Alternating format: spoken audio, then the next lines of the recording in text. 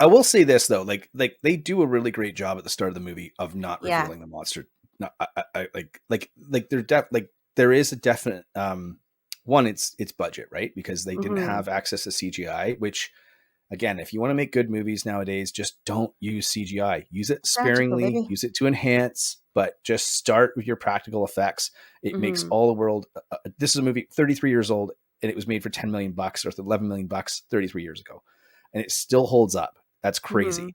They use a lot of miniature work and stuff. There's one particular scene in the bunker when they attack attack Bert's uh, Bert and Heather Compound. Gummer's yeah compound.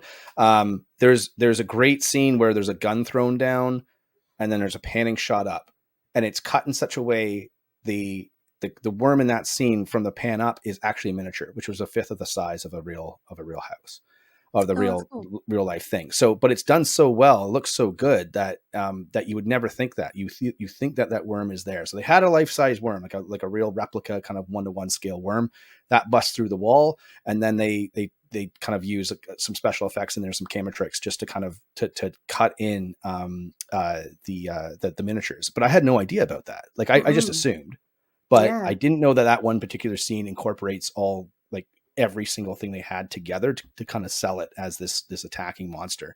But That's also perfect. getting back to the monster itself, like they show the worms first, like the worms that come out of the mouth, and then they show the giant worm, and then it's like it's sort of Yeah. kind of like a reveal and then a reveal. But I Yeah. love the idea that like the guys are leaving the town and they're like, "Fuck this town, we're out of here. See you later." I love Kevin. I can't believe we turned down free beer. But like when they're going out, and old Fred is on in the he's in the tower and he's dead up there. He's scared of going down on the ground, and I just love that scene because it's like, what's he doing up there? Why is he dehydrated and dehydrated? And then they say, well, yeah, I mean, he probably was up there like 3 or 4 days before he ran out of like before he died. And it's like, what's going on here? Like there is a really cool, there is an opening sequence, an alternate opening sequence to the film that revolves around old Fred, and he has a horse and he puts the horse in the barn and he's going back to his house, and then the horse gets basically, you know, the Tremors graboid Gets comes up and graboid. eats his horse and you know shakes that thing, and then he goes out with a gun and he sees like basically like his horse is gone and there's a bunch of blood and stuff like that, and that's what and then it cuts to the start of the movie.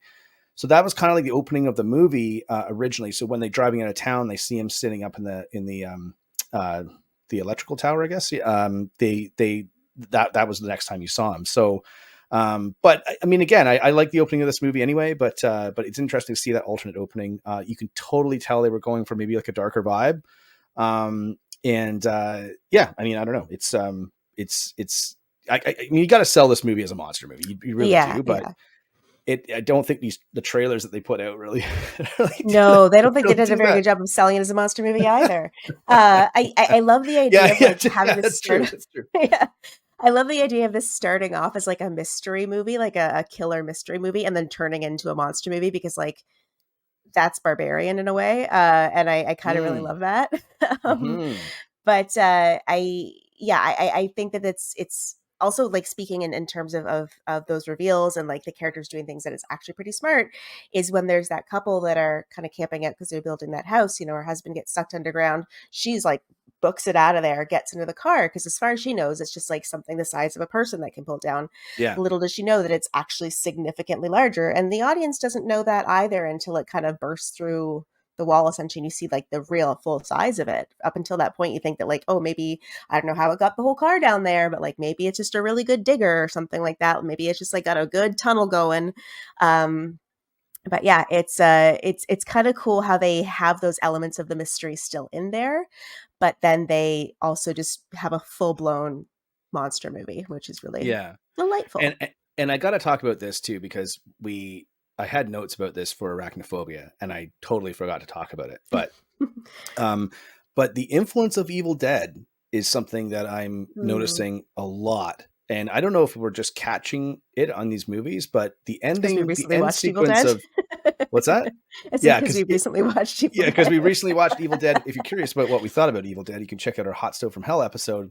Mm-hmm. available on YouTube as well on a Black Fawn distro channel. But listen, like for Evil Dead, like the camera moving, like the evil, I guess I can't remember what it's called, but it's like the evil camera that shows the Like the perception of Deadite vision or something. yeah, Yeah. yeah. Like I mean, in Arachnophobia, the last scene, the closing sequence of that film, totally reminded me of Evil Dead.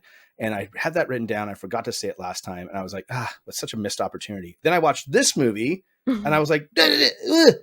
Like what's that? What's that? That Leonardo DiCaprio, like that's it. I can't whistle, so but yeah, it's like look, there it is again, and they use it as from the viewpoint of the monster, which kind of doesn't make sense really because the monster's still underground. You still can't see. That's the whole idea of it. But you But know what? it's still the concept. The concept of it It is looks cool. cool. Yeah. It looks cool, and And it's like the camera's strapped onto the monster's head as it's going through. So there's that.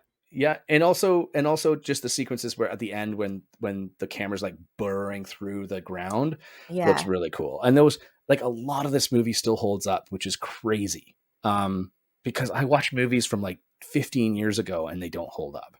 And that's just because CGI, when you rely on it too heavily, it sucks. Yeah. So props for them to doing all these all the practical effects, Yeah. and the cinematography in the setting is really quite something too. I think for a low budget sort of like creature feature, you know, it's not trying to hide its cards. Here's what it is, but the cinematography is actually quite accomplished, and it looks really really good. Especially there's some really really cool panoramic shots too of the desert and the mountain ranges and stuff like that, which looks Yeah. look really cool too. So great work all around.